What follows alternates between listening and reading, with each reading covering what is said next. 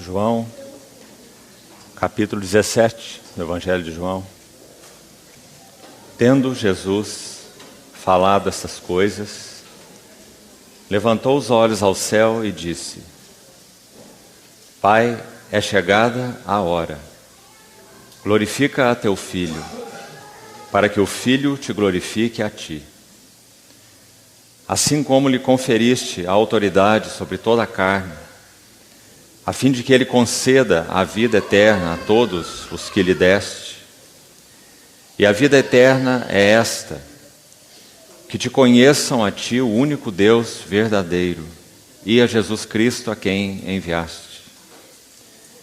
Eu te glorifiquei na terra, consumando a obra que me confiaste para fazer. E agora glorifica-me, ó Pai, contigo mesmo, com a glória que eu tive junto de ti, antes que houvesse mundo. Manifestei o teu nome aos homens que me deste do mundo. Eram teus, tu nos confiaste, e eles têm guardado a tua palavra. Agora eles reconhecem que todas as coisas que me tens dado provêm de ti. Porque eu lhes tenho transmitido as palavras que me deste, e eles as receberam, e verdadeiramente conheceram que saí de ti, e creram que tu me enviaste. É por eles que eu rogo. Não rogo pelo mundo, mas por aqueles que me deste, porque são teus.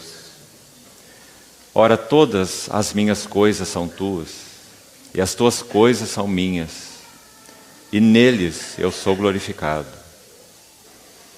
Já não estão no mundo, já não estou no mundo, mas eles continuam no mundo, ao passo que eu vou para junto de ti.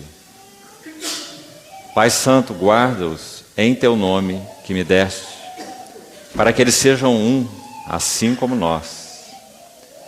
Quando eu estava com eles, guardava-os no teu nome que me deste, e protegi-os. E nenhum deles se perdeu, exceto o filho da perdição, para que se cumprisse a Escritura. Mas agora vou para junto de ti. E isto falo no mundo, para que eles tenham o meu gozo completo em si mesmos. Eu lhes tenho dado a tua palavra, e o mundo os odiou, porque eles não são do mundo, como também eu não sou. Não peço que os tires do mundo, e sim que os guardes do mal. Eles não são do mundo, como também eu não sou. Santifica-os na verdade, a tua palavra é a verdade. Assim como tu me enviaste ao mundo, também eu os enviei ao mundo. E a favor deles eu me santifico a mim mesmo, para que eles também sejam santificados na verdade. Não rogo somente por estes, mas também por aqueles que vierem a crer em mim, por intermédio da sua palavra, a fim de que todos sejam um. E como és tu, ó Pai, em mim, e eu em ti, também sejam eles em nós, para que o mundo creia que tu me enviaste. Eu lhes tenho transmitido a glória que me tens dado, para que sejam um, como nós o somos. Eu neles e tu em mim, a fim de que sejam aperfeiçoados na unidade, para que o mundo conheça que tu me enviaste e os amaste, como também amaste a mim. Pai, a minha vontade é que onde eu estou, estejam também comigo os que me deste, para que vejam a minha glória, glória que me conferiste, porque me amaste antes da fundação do mundo. Pai justo, o mundo não te conheceu, eu, porém, te conheci. E também estes compreenderam que tu me enviaste. Eu lhes fiz conhecer o teu nome e ainda o farei conhecer, a fim de que o amor com que me amaste esteja neles e eu neles esteja.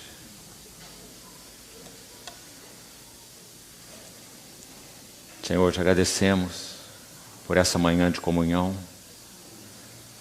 Te pedimos que o Senhor tome tua palavra lida nas tuas mãos e abra ao nosso coração.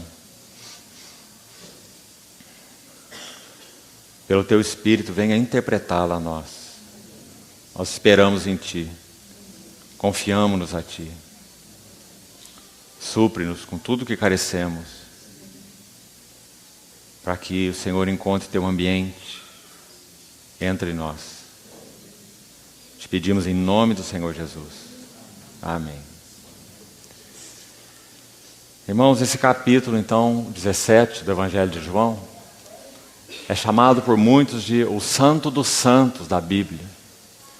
Aquilo que tinha lugar no Velho Testamento, quando o sumo sacerdote entrava no Santo dos Santos e tinha uma comunhão pessoal e solitária com Deus, que se manifestava ali naquela glória, a Shekinah, ela é agora trazida para a sua plena realidade espiritual. O que acontecia no Velho Testamento era apenas uma sombra, apenas um tipo. Mas agora nós temos o verdadeiro sumo sacerdote, que está diante do único e verdadeiro Deus, no verdadeiro tabernáculo, que o Senhor erigiu, não o homem. Quando nós ouvimos nosso Senhor orar, nós temos a oportunidade única de conhecer o coração do Pai através do Filho. O Evangelho de João, no capítulo 10, nosso Senhor disse, João registrou ali, que Ele e o Pai são um. Então, a unidade, em primeiro lugar, do coração do Pai e do Filho, são o ponto mais evidente e maravilhoso dessa oração. Aquilo que o Pai tem no coração, o Filho tem no coração. Nosso Senhor Jesus, como segredo de sua vida humana, já que viveu em tudo semelhante aos irmãos, foi que Ele colocou a sua vontade em absoluta submissão à vontade do Pai. Nós erramos quando olhamos a vida de Jesus como se a vontade dele fosse substituída pela vontade do Pai, porque esse não foi o caso. Quando ele vai ao Getsêmani, registrado aí no capítulo seguinte, e ora, ele também fala sobre sua vontade. E submete a sua vontade à vontade do Pai. São duas vontades. A vontade do Pai, a vontade do Verbo encarnado. Mas o Verbo encarnado submeteu em absoluto a sua vontade à vontade do Pai. Então aquelas duas vontades correram juntas, ou concorreram, paralelamente. Quando nós o ouvimos orar, então nós vemos que aquilo que é a vontade do Pai é expressa através da vida, do ministério, e agora aqui, sobretudo, da intercessão do Filho. Então, há alguns pontos de extremo valor para que nós possamos compartilhar nessa manhã, já que nós não poderíamos, nesse capítulo, selecionar nenhum versículo como sendo especial. Toda palavra, cada palavra do Senhor é uma expressão daquilo que existe no coração eterno do Pai eterno. Aquele que desde antes da fundação do mundo ouviu o Filho se apresentar como sendo um cordeiro para que o propósito eterno de Deus se realizasse. No que nós podemos chamar de o conselho eterno da Trindade, antes que houvesse mundo, o Filho gerado de Deus, e por isso é Deus, ele se apresenta como Filho para ser cordeiro. E quando ele assim se apresenta, e essa sua apresentação é aceita, então esse propósito eterno do Pai é concebido em função dessa apresentação do Filho de Deus. Deus não concebeu seu propósito alheio ao Filho. Ele concebeu seu propósito junto com o Filho e junto com o Espírito. É o propósito eterno da Trindade. E fica tão evidente nessa oração que esse propósito eterno tinha 2 objetivos. 2. O primeiro deles é que o Filho mesmo tivesse primazia em todas as coisas. Nunca, queridos irmãos, quando falamos do eterno propósito que Deus estabeleceu em Cristo Jesus, a frase de Paulo em Efésios 3, nós poderíamos colocar a igreja em primeiro lugar. Não. O propósito eterno de Deus não pode ser descrito assim. O propósito eterno de Deus é, em primeiro lugar, que Cristo tenha primazia em todas as coisas. Aprove a Deus que nele residisse toda a plenitude, para que ele tenha toda a primazia, que na dispensação da plenitude dos tempos possa convergir nele todas as coisas, tanto as do céu quanto as da terra. E então, por causa desse plano eterno de Deus, ele designou e determinou que, quando o Filho experimentasse essa realização final de todas as coisas convergindo nele, para a glória dele, já que ele é o Criador, já que nele tudo subsiste, já que dele, por meio dele, para ele são todas as coisas, mas também Deus determinou que fosse unido a ele um corpo de muitos filhos, que então é também chamado de a esposa de Cristo, corpo de Cristo, novo homem de uma nova criação. Então aí a igreja tem o seu lugar, por graça, nesse propósito eterno, fazendo parte como corpo daquele filho, que então é o cabeça. Mas toda a atenção continua sendo o próprio filho e não a igreja. Todas as vezes que a igreja, de alguma maneira, assume um lugar central, seja na nossa visão, na nossa pregação ou na nossa experiência, nós então teremos uma inversão horrível. Nós iríamos adotar a lua como sendo o sol. A igreja tem sim um lugar central no propósito de Deus, mas não o lugar de primazia. A glória da igreja é que ela pode refletir glória de Cristo. A glória da igreja é poder ter nela formado o caráter único do Filho de Deus. Meus filhinhos, por quem sofro dores de parto, até que Cristo seja formado em vós. Esse é o propósito eterno de Deus.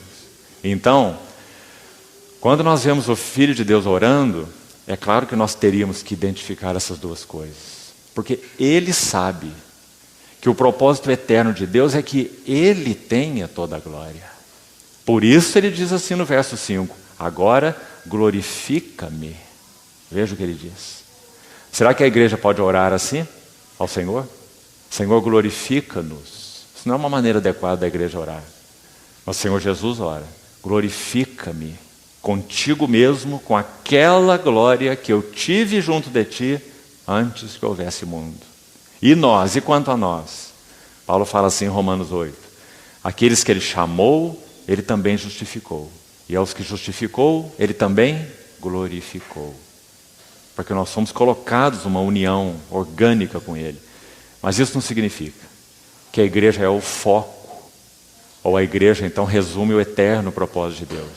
Definitivamente não. Então nessa oração nós vamos ver essas duas coisas de novo com muita clareza. Cristo, particularmente, é o assunto dos 5 primeiros versículos. É Ele mesmo. Nós já vamos voltar a eles agora mesmo. A partir do versículo 6 dessa oração. Então ele diz, manifestei o teu nome aos homens que me deste do mundo. Eram teus, tu nos confiaste, e eles têm guardado a tua palavra. E daí até o final da oração, então entra os homens que tu me deste. Em outras palavras, a igreja. Mas nos 5 primeiros versículos, só Cristo. E o propósito do Pai em função de Cristo, para Cristo, e que tem Cristo como centro. Então, no primeiro versículo, ele diz, Pai, é chegada a hora. Essa hora que no Evangelho de João é descrita algumas vezes, essa mesma palavra, sai dos lábios do nosso Senhor Jesus no sentido negativo. Ainda não é chegada minha hora. Mas quando ele está já nos seus últimos dias do seu serviço e antes de se oferecer no Calvário, então essa hora está presente de uma maneira muito vívida no coração dele. E já no capítulo 12, 6 dias antes da Páscoa, quando ele é ungido por Maria de Betânia, ele diz assim: que direi eu? Pai, salva-me desta hora, mas precisamente para esta hora eu vim. Então, Pai, glorifica o teu nome. João capítulo 12, os versos finais. Então, da mesma maneira, aqui nessa chamada oração sacerdotal, registrada por João, nosso Senhor tem essa hora diante dele. E agora nós não estamos a 6 dias antes da Páscoa. Agora nós estamos na noite em que ele foi traído. Então ele diz: Pai, é chegada a hora. Glorifica a teu filho, uma vez mais. Porque ele sabe que o propósito de Deus é esse, que o propósito de Deus tem como centro a glória do filho, é que o filho tenha a primazia. Todas as coisas do Pai são minhas, todas as coisas minhas são dele. Eu e o Pai somos um. Ainda nos capítulos desses discursos, 14, 15 e 16 de João, que estudamos há pouco, ele vai dizer assim, que todas as coisas que são do Pai pertencem a ele, tudo que o Pai tem é meu, por isso eu disse que ele vai receber o que é meu e vou-lo-á de anunciar, se referindo ao Espírito Santo. Então, nesse versículo 1, nosso Senhor inicia aí a sua oração. Ele diz: Pai, é chegada a hora. Essa hora é o Calvário. Essa hora é a cruz do Calvário. Glorifica a teu filho para que o filho te glorifique a ti. 2 coisas aqui penso ser de valor para nós. Primeira coisa, nós conseguimos ler nessas palavras do Senhor o aspecto dessa glorificação final que nós já acabamos de falar. O Filho tem a primazia, o Filho é a glória. Hebreus capítulo 1 começa dizendo assim: Ele é o resplendor da glória.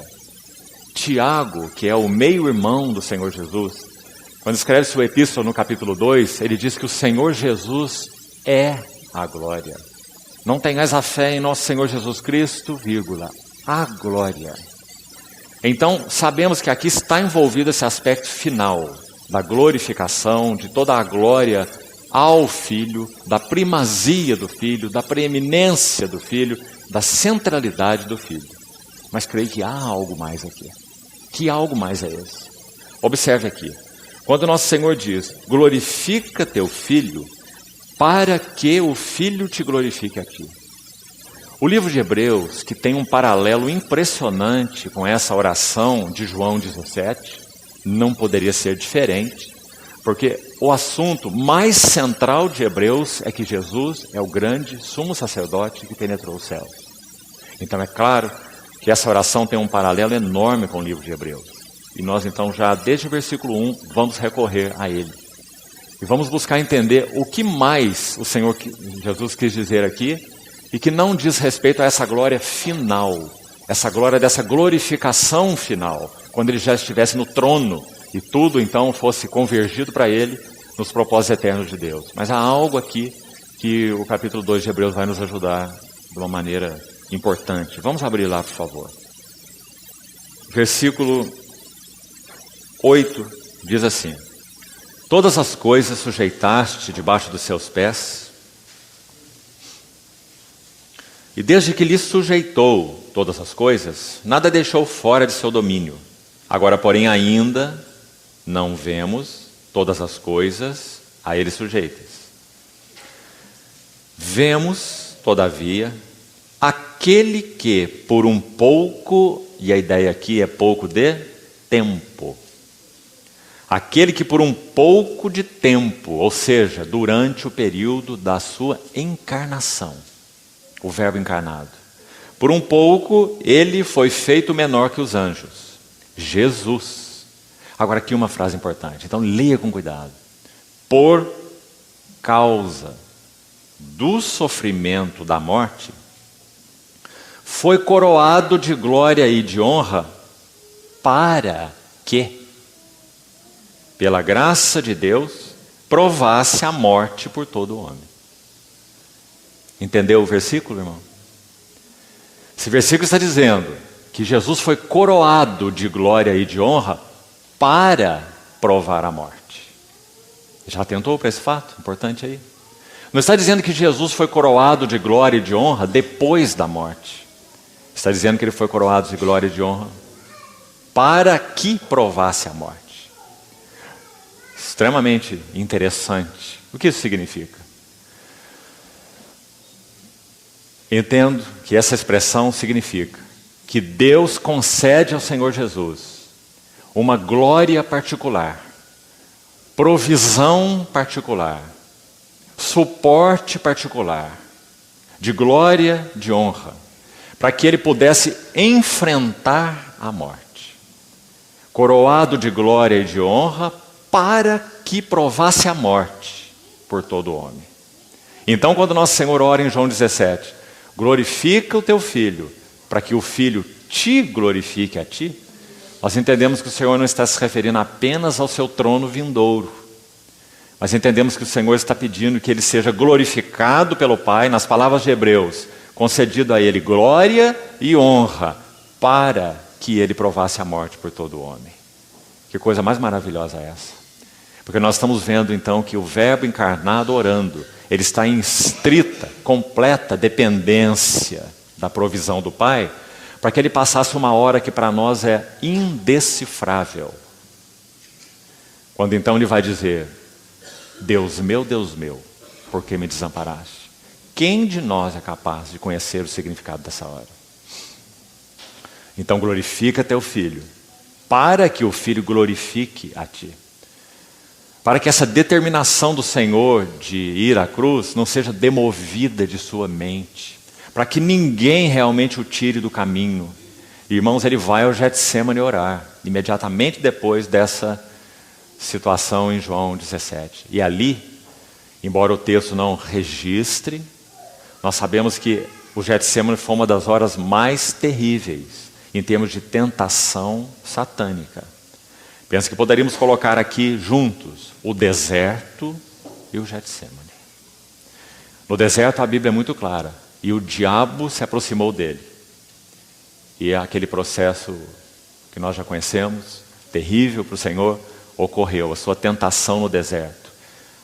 Da mesma maneira nós pensamos no Getsemane. Por isso o capítulo 5 de Hebreus, que já citamos ontem, vai dizer que o Senhor ofereceu com forte clamor e lágrimas, súplicas a quem o podia livrar da morte. E tendo sido ouvido por causa de sua piedade, embora sendo filho, aprendeu a obediência pelas coisas que sofreu. E tendo sido aperfeiçoado, tornou-se o autor da salvação eterna para todos que lhe obedecem. São maravilhosos esses versículos, irmãos. Então glorifica teu filho, Pai, para que o filho te glorifique a ti. Então entendemos melhor essas palavras com a luz de Hebreus. Deus lhe concedeu glória e honra para que provasse a morte por todo homem. Versículo 2. Assim como conferiste autoridade sobre toda a carne, a fim de que ele conceda a vida eterna a todos os que lhe deste. E a vida eterna é esta: que te conheçam a ti, o único Deus verdadeiro, e a Jesus Cristo, a quem enviaste. Verso 3, tão importante. Nosso Senhor Jesus está orando pelo quê? Irmãos, Ele está orando por conhecimento espiritual. Conhecimento espiritual. Já falamos um pouco disso também nas outras sessões. Não é conhecimento teológico. Não é conhecimento bíblico. É conhecimento espiritual. É claro que esses elementos são instrumentos. A Bíblia é um instrumento para nos levar a um conhecimento espiritual de Cristo. Paulo, quando ora aos Colossenses, esse é seu encargo. E aos Efésios também. Aos Colossenses ele diz que transbordeis de pleno conhecimento da sua vontade. em toda sabedoria e entendimento espiritual. Veja o que Paulo está dizendo. Mesma coisa que nosso Senhor. Vida eterna é esta, que te conheçam a ti, o único Deus verdadeiro. Ele está falando de um conhecimento experimental. Ele está dizendo que nós somos chamados para uma vida de união com Cristo. Ele está dizendo que Ele é a videira verdadeira e nós os ramos, e que nós somos chamados para permanecer no seu amor, dando fruto, mais fruto, muito fruto. Então ele se refere a esse conhecimento espiritual de Cristo. Irmãos, conhecimento espiritual é tudo em nossa vida cristã. Porque ele não se baseia em conhecimento intelectual, como já falamos. É conhecimento de Cristo. É tudo em nossa vida cristã. Alguns irmãos, por alguns motivos, têm até mesmo pouco conhecimento bíblico. Mas têm um conhecimento de Cristo, de valor, que impacta outras vidas, que são testemunhos de boca fechada, colunas, muitas vezes, no santuário de Deus. Mas se você colocá-los para compartilhar a palavra, não terão habilidade para isso. Mas eles conhecem o escritor da Bíblia muito bem. Conhecimento espiritual. É sobre isso que o Senhor está orando no versículo 3. A vida eterna é essa, que te conheçam a ti, o único Deus verdadeiro, e a Jesus Cristo a quem enviaste. Nesse versículo 3, o Senhor está começando a abrir uma porta, que é a porta da intimidade, que esse capítulo 17 vai fazer de uma maneira tão linda. A primeira porta está aí, no verso 17. Que te conheçam. Verso 4. Eu te glorifiquei na terra, consumando a obra que me confiaste para fazer. Que lindo ver nesse versículo a determinação do nosso Senhor, porque Ele ainda não está na cruz, mas Ele está colocando a palavra no passado. Eu te glorifiquei na terra consumando. Essa mesma palavra consumando, a mesma palavra, a mesma raiz, numa conjugação diferente, aparece onde? João 19, 30. Está consumado. Mesma palavra. Então no coração do Senhor essa era uma obra encerrada. Esse era um assunto resolvido. Quando ele vai lutar em oração no Getsêmani, não é para decidir se ele vai à cruz ou se ele não vai à cruz. Quando ele vai lutar no Getsêmani, é para que esse assunto seja realmente confirmado, definido, aprofundado, no sentido de que agora ele dará os passos finais em direção à cruz. Porque do Getsêmani ele seria preso. Então aquela seria a sua oração final no Getsêmani. Se possível for, passa de mim esse cálice. O que o Senhor quer dizer com isso? Nosso Senhor está dizendo que, no que concerne a sua experiência de comunhão, de relacionamento com o Pai, tudo o que Ele mais quer é não ser separado do Pai. Como Ele poderia querer? Tudo o que Ele mais quer é prosseguir na intimidade com o Pai. Nós sabemos que o que fortaleceu o nosso Senhor em toda a sua vida e ministério foi a sua intimidade com o Pai. Suportando toda aflição, negação, traição, abandono, mas nunca perdendo de vista a face do Pai. Mas agora ele sabe que isso é um fato. Então ele diz: Pai, se possível for, passa de mim esse cálice. Como já compartilhamos outras vezes, no Getsêmani nós temos duas correntes que para o Senhor sempre foram o sustentáculo de sua vida humana. E no Getsêmani haverá um conflito entre elas. Preste atenção. A primeira base, fundamento da vida de Jesus, o Verbo encarnado, foi fazer a vontade do Pai. João já registrou assim nesse mesmo evangelho: minha comida consiste em fazer a vontade daquele que me enviou. Nosso Senhor não iria abrir mão disso. Fazer a vontade do Pai sempre.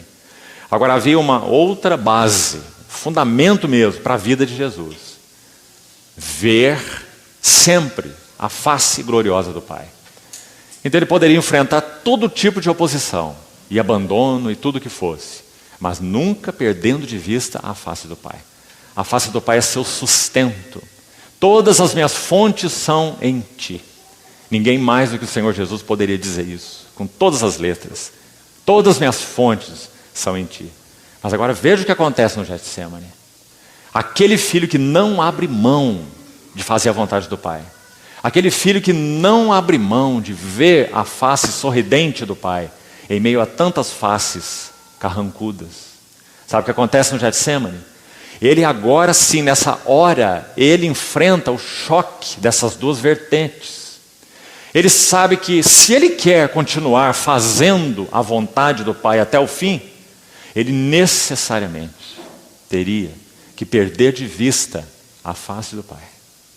E esse é o motivo da angústia do Getsemane. É uma angústia que nós não podemos penetrar, mas podemos saber o motivo dela. E esse é o motivo dela. Qual é a vontade do Pai? Conduzir muitos filhos à glória. Que Cristo seja o cabeça de um corpo de muitos filhos. Essa vontade do Pai. Nosso Senhor vai cumprir a vontade do Pai. Mas para que Ele seja o cabeça de muitos filhos, e muitos filhos sejam introduzidos no abraço eterno da Trindade, Ele teria que perder de vista a face do Pai. Porque aquele que não conheceu o pecado, Deus o fez pecado por nós, para que nele nós fôssemos feitos justiça de Deus, para que os inimigos fossem reconciliados, para que aqueles que estavam nas trevas viessem à luz, para os que estavam mortos tivessem vida. Então o Filho de Deus teria que experimentar morte, trevas, abandono e separação. E por isso ele agoniza no Getsemane. Minha alma está profundamente angustiada até a morte. Então, no verso 4, o Senhor tem essa obra como já sendo consumada no seu coração. Consumando a obra que me confiaste para fazer. E agora, glorifica-me, ó Pai, contigo mesmo, com a glória, ou aquela glória, que eu tive junto de ti antes que houvesse mundo. Que versículo mais maravilhoso, irmão. Irmão, é tão difícil usar palavras para expressar essas coisas. Vamos tentar. Na eternidade, na Trindade, o Pai é chamado essa primeira pessoa. Por quê? O Filho de Deus, o Verbo, é chamado a segunda pessoa. O Espírito Santo a terceira pessoa. Pessoas distintas, elas não se confundem. Pai não é filho, filho não é pai. Há distinção nas pessoas da Trindade. Mas ao mesmo tempo não há nenhuma divisão possível em nenhuma instância. Nem quando o Verbo fez carne, nem quando foi glorificado, nem antes, nem depois da cruz. Nunca a Trindade se quebrou, porque a Trindade é inquebrável. Uma única essência, mas três subsistências, três pessoas. Por que o Pai é chamado de primeira pessoa, o Filho de segunda pessoa? Esses termos não são bíblicos, é claro. Mas são palavras para tentar nos ajudar a entender esse mistério também indecifrável. Como poderíamos decifrar a Trindade? Mas, graças a Deus pelo Espírito, nós podemos ter alguma contemplação. Isso já nos deixa tão assombrados. Por que primeira pessoa, segunda pessoa? Penso que poderíamos dizer assim, ou pensar assim. Deus, o Deus único, a divindade, ao se conhecer, gera uma imagem de si que é perfeitamente igual a si. Essa imagem que essa divindade gera de si é chamado na Bíblia de Verbo, Filho. E esse conceito é chamado por muitos de geração eterna. Significa que o Filho nunca teve um começo. Ele é sem princípio de dias e sem fim de existência. Lembra de Hebreus 7? Ele é o Filho eterno. Então ele não é criado por Deus, ele é gerado de Deus. E o que significa ser gerado de Deus? Não, nossa mente não compreende não. Não adianta colocar em palavras teológicas. Mas veja se essa frase te ajuda. Deus, o Deus único, ao se conhecer, e como que Deus se conhece? Plenamente. Como que nós nos conhecemos? Parcialmente. Agora, Deus conhece a si perfeitamente? Sim. Deus tem um autoconhecimento pleno de quem Ele é, e perfeito. Então, nesse ato, que é um ato eterno, quando que Deus começou a se conhecer? Teve um tempo que Deus começou a se conhecer? Não. Deus sempre se conheceu, porque Deus é. Então Deus, ao se conhecer, Ele gera uma imagem de si, que é exatamente igual a si. E essa imagem, então, a Bíblia chama de o Verbo de Deus. Então Paulo em Colossenses, escrevendo aos Colossenses, ele vai dizer, Ele é a imagem do Deus invisível. E escrevendo aos Coríntios, 2 Coríntios 4, ele vai dizer, foi Deus que disse, de trevas resplandecerá a luz. Ele resplandeceu em nossos corações para a iluminação do conhecimento da glória de Deus na face de Cristo. Nós pregamos a Cristo, que é a imagem de Deus, segundo os Coríntios capítulo 4. Então, nesse ato eterno de se conhecer, Deus gera uma imagem, que é o seu Logos, o seu Filho. Então, no versículo 5, o que o Filho fala? Repetindo o versículo. Talvez agora possamos vê-lo numa luz mais adequada. Quando ele diz, glorifica-me, ó Pai, contigo mesmo, com aquela glória. Que glória? Glória do Filho que é a imagem de Deus. Glória do Filho que é gerado de Deus, nessa geração eterna. Aquela glória que eu tive junto de ti antes que houvesse mundo. Então no versículo 6, ele vai iniciar introduzindo isso que ele chama de os que me deste. E agora aí a igreja está presente na sua oração desde o versículo 6. Manifestei teu nome aos homens que me deste do mundo. O Senhor usa essa frase várias vezes, você já percebeu? Que me deste, que me deste, que me deste. No capítulo 10 de João, o Senhor já tinha dito, aquilo que o Pai me deu é maior do que tudo. E esses são esses filhos que Deus escolheu no seu coração antes da fundação do mundo. Paulo os chama de eleitos de Deus. Eleitos em Cristo antes da fundação do mundo. Verso 7. Agora eles reconhecem que todas as coisas que me tens dado provêm de ti. Você se lembra aquela frase que o pai do pródigo, em Lucas 15, disse para esse filho que ficou em casa? Uma frase muito interessante, que é tão bem aplicada ao Senhor Jesus. Você sabe que o coração daquele filho era todo errado, não compreendia seu lugar, sua posição de filho, e que ele estava ali na herança do pai, ele era o filho do pai, então ele teve aquela atitude tão inadequada na parábola que o Senhor contou. Mas escute o que o pai fala para aquele filho, quando o pródigo volta. Ele diz assim, meu filho, tu sempre estás comigo, tudo que é meu é teu. Que frase mais preciosa é essa? Porque isso é verdadeiro com relação ao nosso Senhor Jesus. Quem é o Senhor Jesus? O que o pai pode dizer dele? Exatamente essas palavras. Meu filho, tu sempre estás comigo, tudo o que é meu é teu. Então, no versículo 7, eles reconhecem que todas as coisas que me tens dado provêm de ti. Porque eu lhes tenho transmitido as palavras que me deste, e eles as receberam. João começa o evangelho com essa palavra. Veio para o que era seu, mas os seus não receberam. Se referindo à nação de Israel em geral. Mas a todos quantos o receberam, deu-lhes o poder de serem feitos filhos de Deus. Maravilhoso. Aqui a palavra é repetida. Eles receberam e verdadeiramente conheceram que eu saí de ti e que tu me enviaste. Agora chegamos a esse verso 9. Escute. É por eles que eu rogo.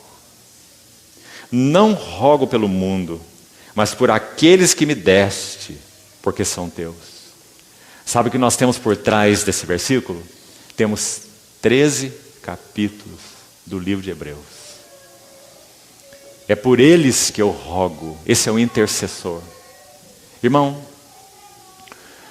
nós podemos dizer que nosso Senhor Jesus, Ele olhava de dentro o propósito de Deus. Vamos tentar explicar isso. Quando o tabernáculo, que é uma figura de Cristo, jornadeava pelo deserto, vocês se lembram quais eram as cortinas que cobriam aquele recinto mais íntimo, que se compunha do santo lugar e do santo dos santos? Você se lembra? Pela ordem, a cortina mais interna era a mais linda. Ela era feita de estofo azul, púrpura, carmesim e linho fino. Só que os artífices, conforme o livro de Êxodo vai dizer, habilitados pelo Espírito Santo, aqueles artesãos, eles iriam bordar querubins.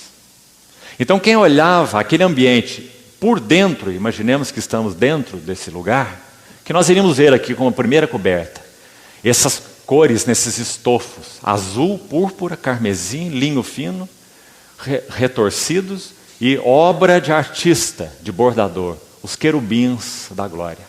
Tudo isso era visto de dentro. Depois a segunda coberta era de peles de carneiro. Depois a outra coberta era de peles de carneiro, tintas de vermelho, tingidas de vermelho.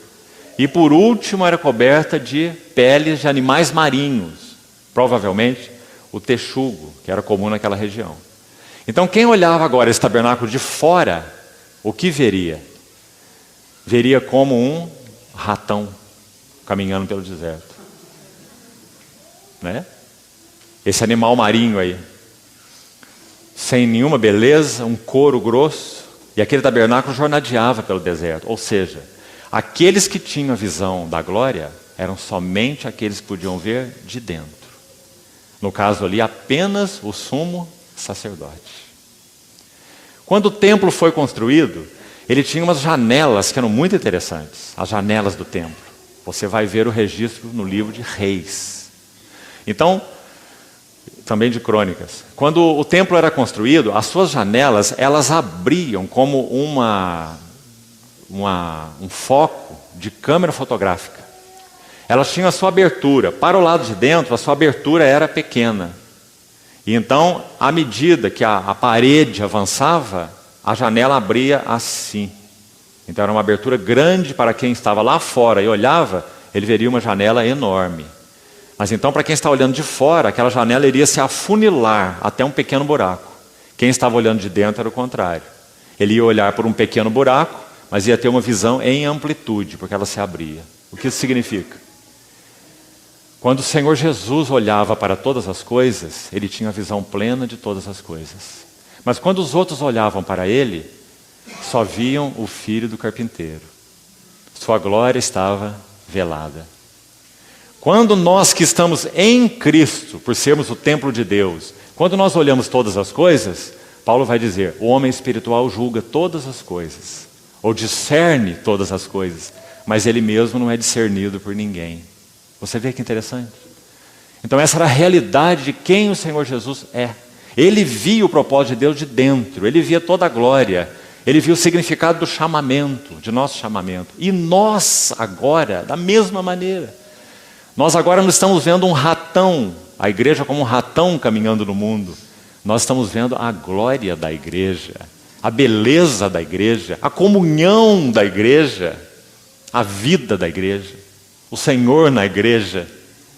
Mas quando o mundo olha para a igreja, não vê nada mais do que um ratão caminhando pelo mundo. Mas o que o Senhor faz nesse versículo, nós acabamos de citar, versículo 9, tão lindo. Ele vai dizer, Senhor, é por eles que eu rogo.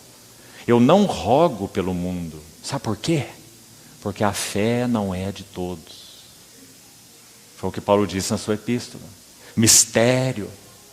Pare de funcionar a tua cabeça tentando explicar eleição e predestinação. Desista. Mas ela é fato. Deus nos escolheu. Deus nos escolheu em Cristo, antes da fundação do mundo. Então, amados, ele diz, é por eles que eu rogo. E aí nós temos o livro de Hebreus por trás de tudo isso. Que livro maravilhoso. Aqueles capítulos primeiros, 4, ele vai falar quem é esse intercessor.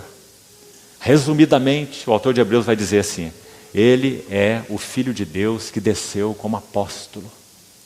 Ele é o apóstolo da nossa confissão. Ele é o único que pode expressar quem Deus é. Até o capítulo 4, verso 13. Quando nós chegamos no capítulo 4, verso 14 de Hebreus, a ênfase muda. Tendo, pois, a Jesus, o Filho de Deus, como grande sumo sacerdote que penetrou os céus. Conservemos firmes a nossa confissão, porque não temos sacerdote, sumo sacerdote, que não possa compadecer-se de nossas fraquezas. Antes foi ele tentado em todas as coisas, a nossa semelhança, mas sem pecado. Acheguemo-nos, portanto, confiadamente junto ao trono da graça, para recebermos misericórdia e acharmos graça para socorro em ocasião oportuna. E aí ele entra pelo capítulo 5, dizendo que o sacerdote era constituído dentre os homens para oficiar para os homens, teria que ser capaz de saber o que é fraqueza humana, né? Então ele vai mostrar a partir daí, capítulo 4, verso 14, até o capítulo 10, que Jesus é esse grande sumo sacerdote. E é ele que está orando aqui. É por eles que eu rogo. Quero chamar a atenção para mais um ponto importante. Se ele é o verdadeiro sumo sacerdote, o que o sumo sacerdote do tipo, da figura, da sombra, o judeu, tem para nos ensinar? O sumo sacerdote natural. Quando ele entrava no Santo dos Santos, uma vez ao ano, no grande dia da expiação, ele trazia o povo representado no seu próprio corpo. Ele tinha um peitoral composto de 12 pedras, cada uma delas tipificando uma tribo de Israel, no peito. Ele tinha, de novo, 12 tribos de Israel em 2 pedras de ônix, colocadas nos seus ombros, para fazer o engaste entre a parte da frente da vestimenta e a parte de trás da vestimenta. Era como um elo, uma pedra, de um lado e de outro. Em cada pedra, 6 nomes. Por quê? Não bastava um? Não bastava no peito? Não bastava nos ombros? Por que 2? Porque peito, na tipologia do Velho Testamento, fala então do seu amor, ou do seu coração, em intercessão. Mas ombro fala do seu suporte. O que significa isso, em outras palavras? Os mesmos pelos quais o Senhor Jesus morreu, os mesmos pelos quais o seu coração foi traspassado, são estes mesmos pelos quais ele dá suporte, ou ele realiza intercessão. Então ele vai dizer: não rogo pelo mundo, mas por aqueles que me deste do mundo, porque são teus. Ele intercede por aqueles que ele redimiu. Nosso Senhor Jesus é o Salvador do mundo, mas nosso Senhor não é o intercessor do mundo. Compreendeu a diferença? Ele é o intercessor da igreja, porque só a igreja o conhece como intercessor, mas ele é salvador para todo mundo, todo o que quiser. Deus tem os seus escolhidos, certamente ele o tem, né? Nós não sabemos quem são. Então, que o mundo faça a sua decisão. Quem tem sede, venha a mim e beba. Então o Senhor é o Salvador do mundo, disponível, mas ele é o intercessor da igreja. E agora o assunto aqui é a igreja, não é o mundo. É o sumo sacerdote que intercede pelos que o Pai lhe deu. Então não rogo pelo mundo, rogo pelos que me deste do mundo. Parece inicialmente uma palavra dura do Senhor, não é? Por que, Senhor, o Senhor não roga pelo mundo? Porque ele não é intercessor do mundo. Mas por que não é uma palavra dura? Porque no capítulo 3 de João ele já registrou assim: eu não vim para julgar o mundo, mas eu vim para salvá-lo. Então ele é o salvador do mundo. Deus amou o mundo, deu seu Filho unigênito, mas ele intercede pelos que já o receberam. Para esse é que ele dá o seu suporte. São esses que se achegam ao trono da graça. O mundo nem sequer sabe que existe um trono da graça, mas nós nos achegamos ao trono da graça. O Senhor Jesus está no trono celestial como sumo sacerdote que vive para interceder por nós. Não é vive para interceder pelo mundo. Hebreus 7, 25. Então que versículo mais maravilhoso, irmãos. E que privilégio nós temos. Nós nos achegamos do trono, diante do trono de alguém que sabe tudo sobre natureza humana. Que evangelho é este de João, né? Os últimos versos do capítulo 2 vão dizer assim: Jesus não se confiava, aqueles que estavam ali ao seu lado, procurando de alguma maneira servi-lo, fazer isso, fazer aquilo. Jesus não se confiava a eles, porque ele mesmo sabia o que era a natureza humana. Que verso maravilhoso. Hebreus vai dizer que em tudo ele se tornou semelhante aos irmãos, para que ele fosse fiel sumo sacerdote nas coisas referentes a Deus e fazer expiação pelos pecados do povo. Então, por trás desse verso 9, nós temos esse lindo livro de Hebreus, o intercessor, nosso Senhor Jesus. Verso 10. Ora, todas as coisas minhas são tuas, e todas as tuas coisas são minhas, e neles eu sou glorificado. Já não estou no mundo. Que frase é essa também tão impressionante? Em certo sentido, nosso Senhor nunca esteve no mundo. Como nós falamos, Ele nunca deixou sua habitação celestial. O Filho do Homem que está no céu, como está registrado em João 3. Né? Onde eu estou, vós não podeis ir, Ele disse aos seus discípulos. Mas agora, em função dessa completação do seu ministério terreno, Ele vai dizer, já não estou no mundo. Em outras palavras, Ele está dizendo, a minha obra está consumada. Ele já falou nos versos que lemos anteriormente. Consumando a obra que me confiaste para fazer. Já não estou no mundo, mas eles continuam no mundo, ao passo que eu vou para junto de ti. Pai Santo, guarda-os em teu nome que me deste, para que eles sejam um, assim como nós. Irmão, essa verdade eterna, graças ao Senhor, da unidade da igreja. Que o Senhor nos ajude nisso, irmãos. A unidade da igreja, ela é o fundamento do trabalhar do Espírito Santo. Se nós de alguma forma não compreendemos, nós somos limitados, não só na visão, sobretudo na prática, poderíamos dizer, mais que na visão. Há muitos que, levantando bandeira em nome da unidade, promovem mais divisões. Se nós levantarmos uma bandeira que diz, nós somos a unidade, o que nós promovemos é divisão. E os nossos outros irmãos são o quê? Então, que o Senhor nos ajude a compreender isso melhor. A unidade do Espírito é a base do trabalhar do Espírito. Então, nosso Senhor roga nessa oração para que sejamos um, como Ele e o Pai são um. Agora, de maneira prática, por que é tão importante esse assunto da unidade? Sabe por quê? Porque nós somos um povo estranho. Um povo estranho. Nós somos um povo que tem uma linguagem que o mundo não conhece. Temos um Senhor que o povo não conhece. Temos estatutos em nosso coração que o mundo não conhece. Temos maneira de ver a vida, de ver as coisas, de ver trabalho, de ver família, de ver dinheiro, bens que o mundo não conhece. Você se lembra daquele verso impressionante de um falso profeta que foi pago para amaldiçoar o povo de Deus, Balaão, em Números 23, ali no versículo 9, numa das vezes que ele vai tentar amaldiçoar o povo de Deus, e pronuncia das mais gloriosas bênçãos que existem no Velho Testamento. A bênção de Moisés, a bênção de Jacó, a bênção de Balaão, elas estão aí no mesmo nível. Que impressionante! Moisés foi um homem de Deus. Jacó, outro homem de Deus. Mas Balaão era um vidente mercenário. Mas quando ele ia abrir a boca para amaldiçoar o povo de Deus, o Espírito Santo vinha fazer o seu trabalho. E então ele se apossava de Balaão. E Balaão só conseguiu pronunciar 3 bênçãos. Você se lembra? Interessante que ele achava que o problema era o lugar errado. Ele estava no alto de um monte, oferecia sacrifício para amaldiçoar Israel. E vinha o Espírito Santo. Ele pronunciava a bênção. Então ele pensava, eu acho que eu errei o monte. Eu acho que os deuses estão lá no outro monte. Vamos passar para o outro monte. Subia no outro monte, armava o seu altar, olhava para o povo de novo e dizia assim, do alto das penhas vejo Israel. Dos outeiros o contemplo. Eis que é um povo que habita só. E não será contado entre as nações. Que bênção mais maravilhosa esse homem foi dizer. Por causa do Espírito Santo que se apossava dele. O que ele está dizendo na nossa linguagem? Que a igreja é única.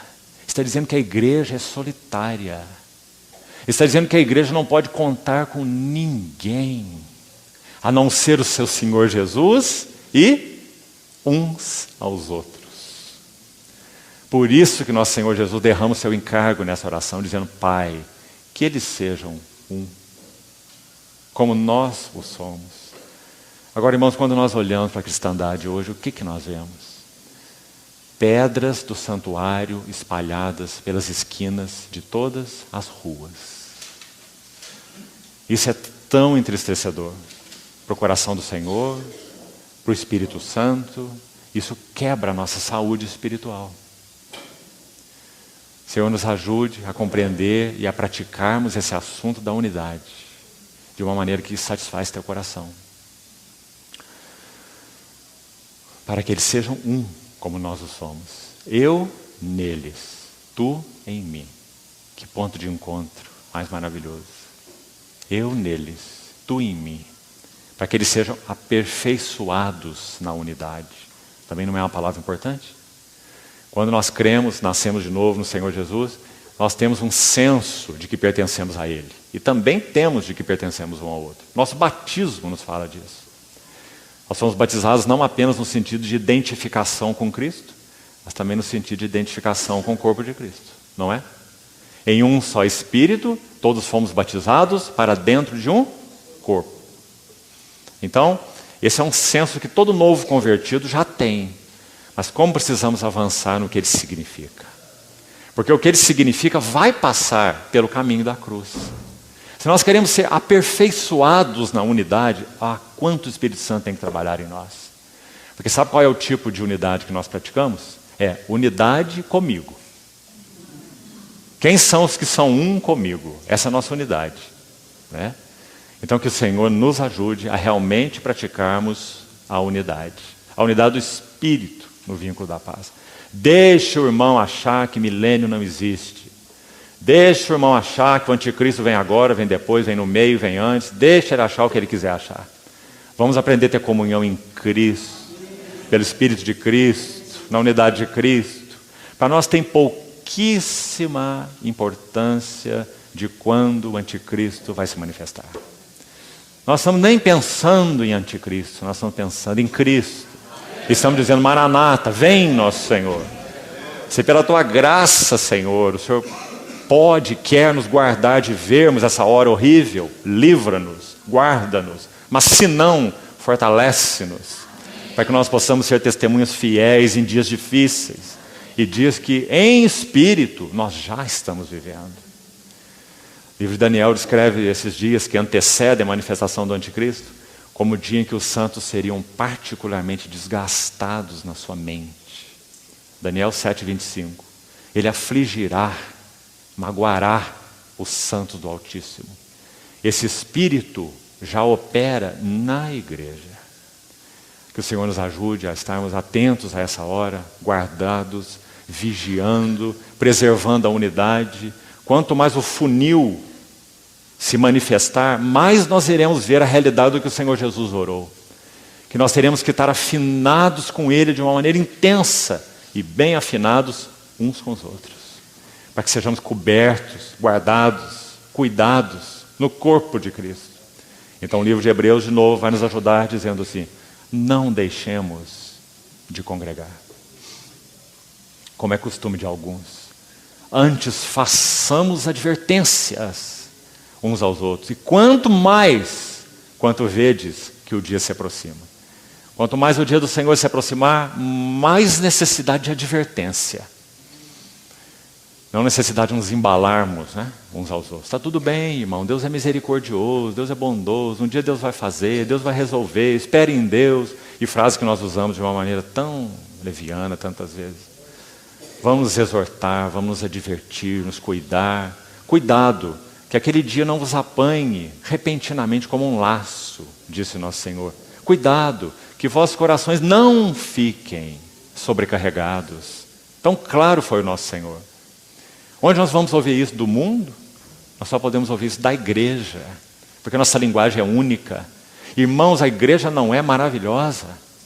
Você pode imaginar que uma pessoa que você nunca viu, você pode colocar dentro da sua casa para dormir na sua cama, quando você hospeda os irmãos? Ninguém faz isso no mundo, só na igreja.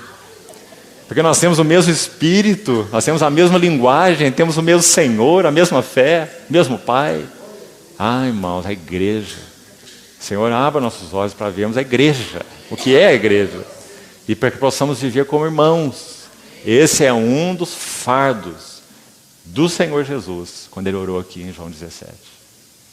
Para que eles sejam um, como nós o somos. Para que eles sejam aperfeiçoados. Olha essa palavra. Na unidade. Sabe o resultado disso? Para que o mundo conheça que tu me enviaste. Ou seja, onde está o nosso poder de testemunho? Subir em palanques por aí, gritar a Bíblia de todo jeito? Segundo Jesus, não. Nem ele fez isso. Não clamará, não gritará e não fará ouvir a sua voz nas praças. O Senhor nos ajude a vivermos a nossa vida cristã unida de tal forma que o mundo conheça que Ele foi enviado, que Ele é o Senhor dos Senhores, que esse milagre que aconteceu entre nós ninguém pode fazer. Nenhuma norma, nenhuma instituição, nenhum regulamento, nenhuma organização. Esse milagre do nosso convívio, esse milagre da mesma linguagem, esse milagre do mesmo Senhor, esse milagre da mesma palavra, só Ele mesmo pode fazer. Então que sejamos aperfeiçoados na unidade para que o mundo conheça. Realmente a igreja precisa ser um refúgio para aqueles que não o conhecem. Versículo 12. Quando eu estava com eles, guardava-os em teu nome que me deste e protegi-os, e nenhum deles se perdeu, exceto o filho da perdição, para que se cumprisse a Escritura. Mas agora eu vou para junto de ti, e isto eu falo no mundo, para que eles tenham o meu gozo completo em si mesmos. Eu lhes tenho dado tua palavra, e o mundo os odiou, porque eles não são do mundo, como também eu não sou. Frase repetida no verso 16. Eles não são do mundo, como também eu não sou. Maravilhosa frase, porque precisamos vê-la como ela é. E como então ela deve ser vista. Quanto de mundo há em Jesus? Nada. Aí vem o príncipe do mundo, e ele nada tem em mim. Agora olha o que o Senhor está fazendo. Ele está dizendo, eles não são do mundo, como também eu não sou. Irmãos, nosso Senhor está cravando um abismo, agora que não pode ser traspassado entre nós e o mundo. Por isso João vai dizer assim tão claramente, não ameis o mundo, nem as coisas que no mundo há. Quais são essas coisas? Concupiscência da carne, concupiscência dos olhos, soberba da vida, que é amar a vida pela vida. Soberba da vida, não procede do Pai, mas procede do mundo. Ora, o mundo passa, bem como toda a sua concupiscência, mas aquele que faz a vontade de Deus permanece eternamente. Eles não são como eu não sou, coisa mais maravilhosa. Que problema nós criamos para nós mesmos quando tentamos compactuar com aquilo que o Espírito Santo está nos mostrando que é mundo. Sejam valores, maneira de viver, estilo de vida, modas, conceitos, palavras, filosofias, ideias, política, compactuando com o mundo. Sabe o que disse um homem de Deus? Moody. Certa vez perguntaram para ele sobre o que ele achava do envolvimento do cristão na política. O cristão não deve ser irresponsável politicamente, não. Mas Moody respondeu assim, este mundo é um barco afundando. E nós fomos chamados não para remendar o barco, mas para salvar alguns que estão nele. Essa é a nossa relação com a política no mundo. Então que o Senhor guarde nossos corações e o Espírito Santo nos ajude a entender o que o Senhor Jesus quis dizer. Não são. Essa é a palavra para nós. Não somos. Mas se nós quisermos algum tipo de relação, então nós vamos colher as consequências. Porque nós não somos. Quão tristes, irmãos, infelizes, são vidas que, tendo conhecido o Senhor, buscam de alguma maneira um retorno ao mundo. A práticas, a amizades, a ambientes, a literatura, ou seja o que for, mundana. Sabe como Pedro os escreve? Melhor fora que nunca tivessem conhecido a verdade. É como uma porca lavada que voltou ao seu lamaçal. E como um cão que voltou ao seu vômito. Ah, por que será que o Espírito Santo usa palavras tão fortes? Creio que é por causa disso que Jesus acabou de dizer. Eles não são do mundo, como também eu não sou. Santifica-os na verdade, verso 17. A tua palavra é a verdade.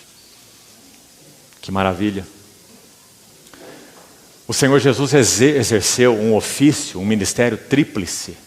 Nosso Senhor Jesus foi o profeta, foi o sacerdote e foi o rei. O seu ofício tríplice. O profeta, como profeta, nosso Senhor Jesus o foi para iluminar. Essa é a finalidade do profeta. Como rei, ele o foi para servir. Veja o lava-pés. Como sacerdote, ele o foi para santificar.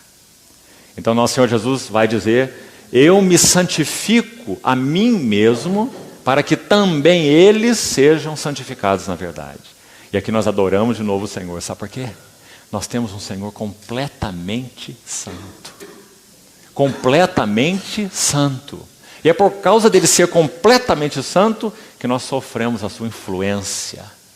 A favor deles eu me santifico a mim mesmo para que eles sejam santificados. Porque ele é completamente santo. Quando nós nos ocupamos dele, o que acontece conosco? Nós somos santificados.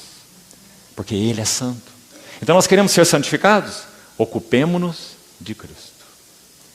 Então nosso irmão já nos lembrou aqui, 1 Coríntios 1,30, que vai dizer: vós sois dele em Cristo Jesus. E ele se nos tornou para nós sabedoria, justiça e santificação e redenção. Santificação é estar ocupado com Cristo. Não é fazer isso e deixar de fazer aquilo. Isso é consequência. Nós vamos deixar de fazer aquilo e vamos começar a fazer isso porque nós estamos ocupados com Cristo. Graças ao Senhor. Ele é o Santo. Santifica-os na verdade. Qual é o instrumento prático do Senhor para nos santificar? Ocupados com Cristo. Ocupados com Cristo. Em particular, de que maneira? Pela palavra. Santifica-os na verdade. A tua palavra é a verdade.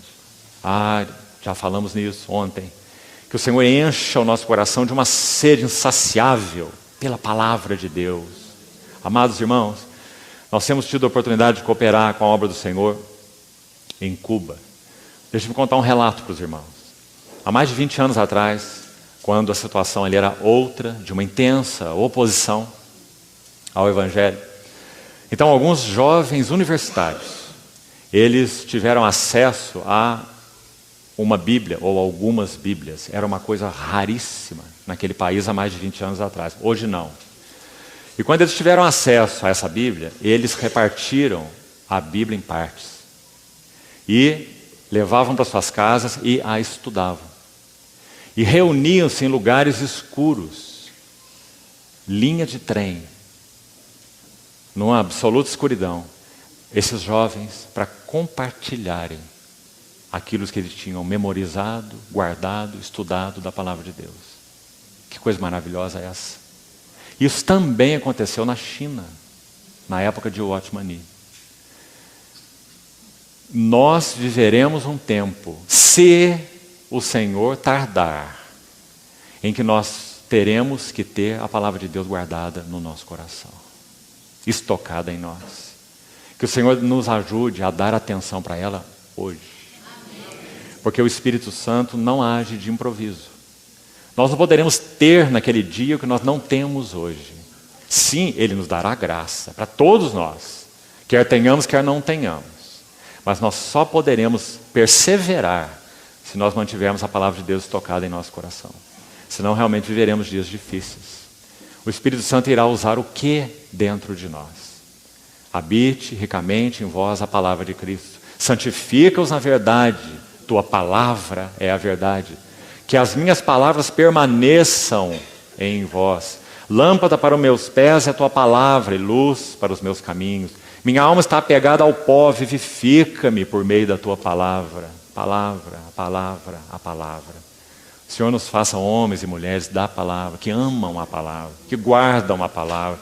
Bem-aventurados que leem, que ouvem, que guardam as palavras da profecia desse livro, porque o fim está próximo. O Senhor nos ajude nisso, irmãos. Ele orou por isso. Santifica-os na verdade. Tua palavra é a verdade. Irmãos, a palavra de Deus tem poder em si mesma. Você não precisa ter o conhecimento de nuances teológicas, o significado de uma palavra, para que você use essa palavra. A palavra de Deus é viva e eficaz em si mesma. Um adolescente em crise, que conheça a palavra, guarde a palavra no seu coração e recite-a para si mesmo. Ele é santificado pela palavra, embora ele não conheça muito do significado do que ele está recitando. A palavra de Deus é viva e eficaz. Mais cortante que qualquer espada de dois gumes e penetra no lugar onde ninguém alcança. Ninguém. Só a palavra pode alcançar. Aqueles recantos mais secretos, a nossa psique mais íntima, nos curar, nos fazer íntegros, santos. Graças ao Senhor. É sobre isso que o Senhor está orando.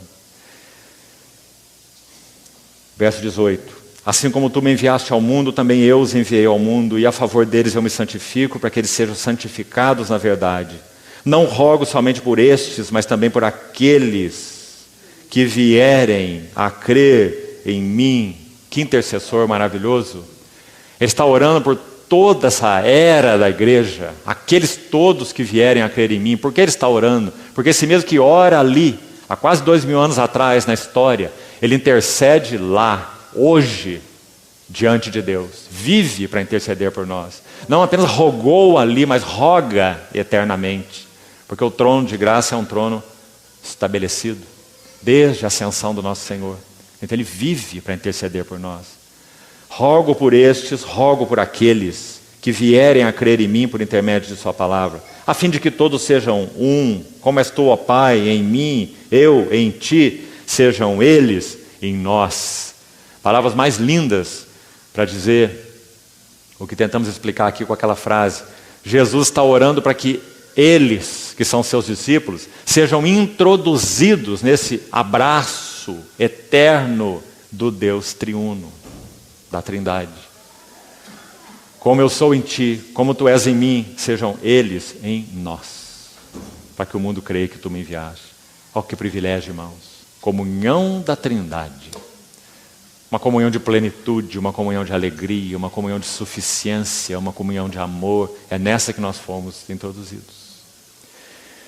Vamos concluir com esses versos finais. Vamos comentar só mais um verso.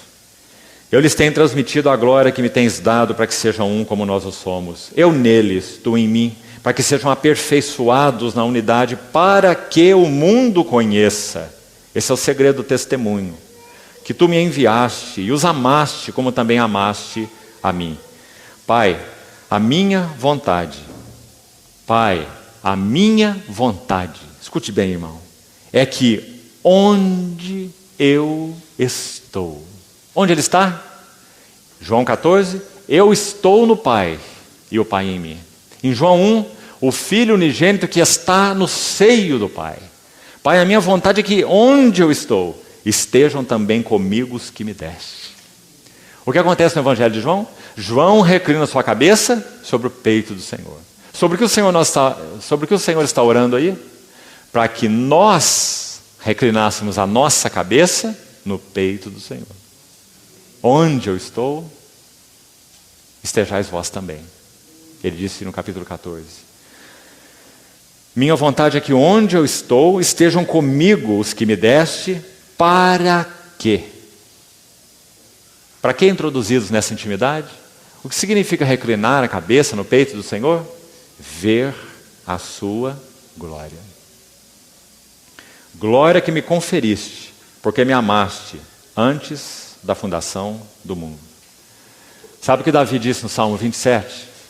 Uma só coisa eu peço ao Senhor, e eu a buscarei. Uma escolha, irmão, uma atitude determinada. Ele o quis de todo o seu coração. Que eu possa morar na casa do Senhor todos os dias da minha vida. Agora, olha as palavras dele antes de Jesus, refletindo as palavras de Jesus nessa oração. Para que eu possa contemplar a beleza do Senhor. Jesus disse, para que vejam a minha glória. É exatamente a mesma coisa. Para que eu possa contemplar a beleza do Senhor e meditar no seu templo. Ah, irmãos, que a glória de Cristo seja realmente atrativa para nós. Uma última referência para concluirmos. Mais um salmo, 63. No Salmo 63, Davi estava se retirando para o deserto de Judá, depois de Absalão tomar o seu trono. Salmo maravilhoso. Davi estava numa hora difícil. Você pode imaginar? Um filho traidor. Um filho que começa a ganhar o coração do povo para depor o rei que é seu pai, Absalão. E Davi deixa o trono e vai para o deserto de Judá. Ao caminhar para lá, ou lá, ele escreve o Salmo 63. Sabe o que ele diz? Primeiro, mantenha em mente a hora que Davi estava vivendo. Era uma hora para ele se encher de autopiedade. Mas ele escreve assim: ó Deus, Tu és o meu Deus forte. Eu te busco ansiosamente.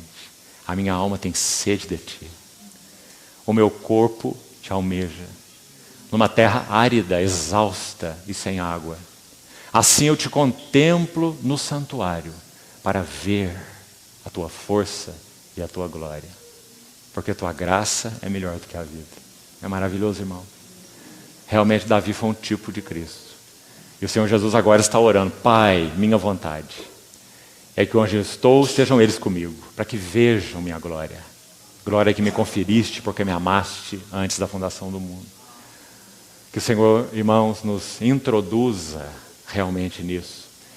Que nós sejamos um povo atraído pelas glórias do nosso Senhor Jesus.